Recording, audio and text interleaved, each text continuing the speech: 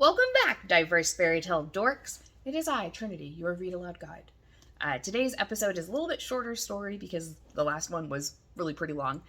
It is again sourced from African American Read Aloud Fairy Tales. I swear I have more books in the mail. It's gonna get more varied. But this one's pretty cute. So we have Rooster in a Huff. Rooster's rude behavior costs him a delicious dinner and a very good time. Okay. All the animals, the ducks, hens, turkeys, geese, pigs, were invited to a big supper and dance at the next farmyard. They were all looking forward to the party, and when it came time to go, they lined up together to walk over. The big farmyard rooster led the way, strutting and crowing as he marched. Never have you heard such merry-making noise with all that quack, quack, quack, cluck, cluck, cluck, gobble, gobble, gobble, and oink, oink, oink. After some square dancing to sharpen their appetites, they were invited into the supper room. In the center was a huge table filled with plates piled high with food. But when they got closer, all the plates seemed to be heaped with nothing but cornbread.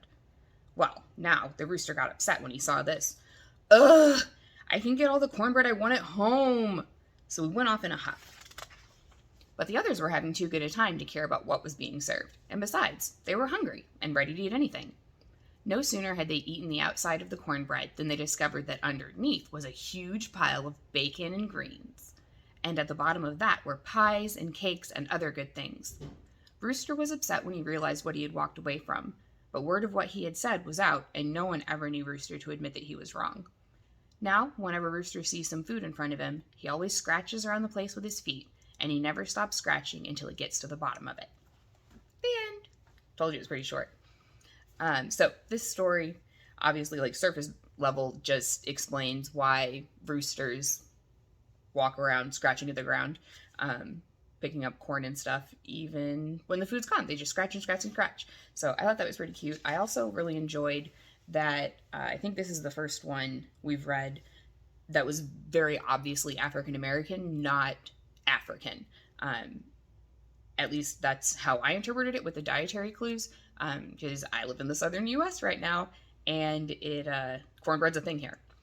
Something else that I've observed about Southern culture that I actually like is the idea of like giving plates. And I don't know that it's just a Southern thing. I think it might be more of an African American thing.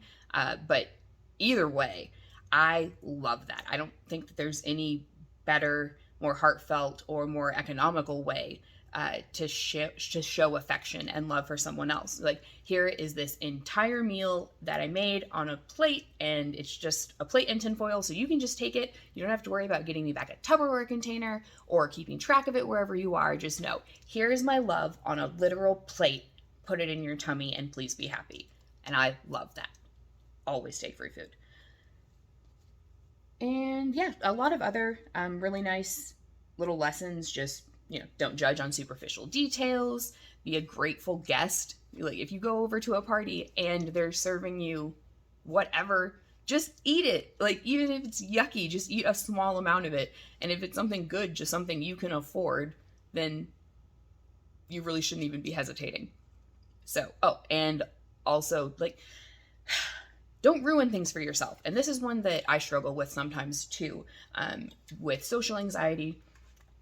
And especially being sober from alcohol, going to parties can be very triggering for me. And it's important to remind oneself that you're there to have a good time. And I know that there have been a few occasions where I've gotten too upset or too in my head about things, and honestly just ruined occasions for myself. Not for anyone else, which is nice. But in hindsight, I could have had a good time. And instead I let small things trip that up, and the only person who was hurt from it is me. Just like in this case, the only person hurt by his actions is Rooster. And what really gets me is that he had the opportunity to go back and have a bunch of yummy food. No one said he couldn't return, but he was unwilling to acknowledge that he was wrong and rude. And so his tummy's still empty. He went home and presumably ate the cornbread that he could have there. Theirs might have even been better. So yeah, silly stuff. Don't be a jerk.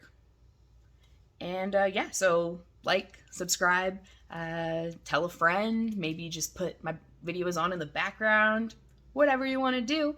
And tell me down in the comments, what do you think of Rooster? Was he right? Was he wrong? Is he kind of a poop? Let me know. See you next time.